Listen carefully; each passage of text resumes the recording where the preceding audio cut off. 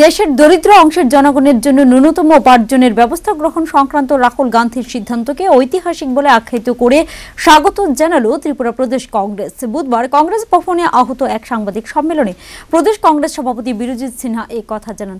তিনি বলেন, কেন্দ্রে ক্ষমতায় থাকতেও কংগ্রেস দল রেগা, খাদ্যের অধিকার আইন, তথ্য জানার অধিকার, বনাধিকার আইন প্রভৃতি জনমুখী কর্মসূচি গ্রহণ করেছিল, যাতে জনগণ এখনো উপকৃত হচ্ছেন।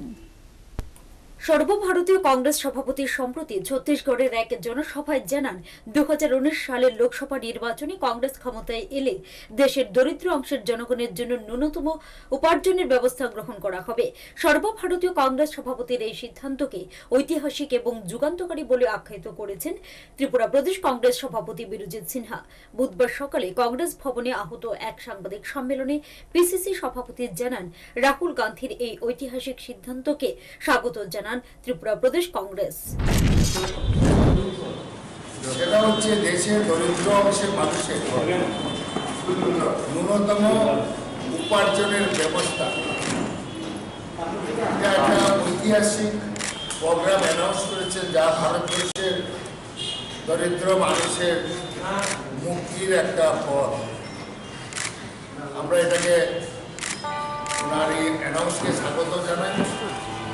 সাংবাদিক সম্মেলনে প্রদেশ কংগ্রেস সভাপতি আরও জানান, কেন্দ্রে ক্ষমতায় থাকার সময়েও কংগ্রেস দল দেশবাসীর কল্যাণের কথা সামনে রেখে একাধিক জনকল্যাণমূলক কর্মসূচি গ্রহণ করেছে। এগুলোর মধ্যে রেগা, খাদ্যের অধিকার, তথ্য জানার অধিকার, বনাধিকার আইন প্রণয়ন প্রভৃতি উল্লেখযোগ্য। সরকার ছিল তখনই কিছু কিছু কর্মসূচি অ্যানাউন্স করেছে, যা দেশের আপাময় মানুষের পক্ষে খুবই আনন্দের বিষয়। খাদ্যের অধিকার আইনটা পার্লামেন্টে পাস করেছে, যাতে দেশের মানুষ যাতে দুবেলা খেতে পারে, দুবেলা খাওয়ার দাওয়ার নিশ্চয়তা দিয়েছে, যার ফলে 2 টাকায় গরিব মানুষ 2 টাকায় কিলোতে চাল সংগ্রহ করতে পারছে। তথ্য জানার অধিকার, এটা একটা ঐতিহাসিক সিদ্ধান্ত সেই সময় ইউপিএ গভর্নমেন্ট। তথ্য জানার অধিকারটার ফলে দেশের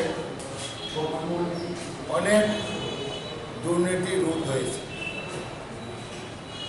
বনের অধিকার আইনটা ভারতবর্ষের যারা বনে বাস করেন, উপজাতিরা, আদিবাসীরা, কেউ বলে ভূমিপুত্র, তারা বনে বাস করে, কিন্তু বনের অধিকার তাদের নেই। এই যে বনের অধিকার আইনটা কংগ্রেস সরকারই করেছে। সাংবাদিক সম্মেলনে উদ্বেগ প্রকাশ করে প্রদেশ কংগ্রেস সভাপতি বীরজিৎ সিনহা জানান, গ্রাম পাহাড়ে কাজ নেই, খাদ্য নেই বিশুদ্ধ পানীয় জলের কোনো ব্যবস্থাও। কিছুদিন পরে গ্রাম পাহাড়ে বিভিন্ন রোগ দেখা দেবে, চলবে মৃত্যু মিছিল। বাম আমলেও এই মৃত্যুর মিছিল দেখা গেছে, এখন রাম আমলেও এমনটাই দেখা যাচ্ছে। জোট সরকারের নেতা মন্ত্রীদের আগরতলায় বসে না থেকে গ্রাম পাহাড়ে ছুটে যাওয়ার জন্য পরামর্শ দেন ত্রিপুরা প্রদেশ কংগ্রেস সভাপতি বীরজিৎ সিনহা। নিজস্ব প্রতিনিধির রিপোর্ট, হাল্লা বোল।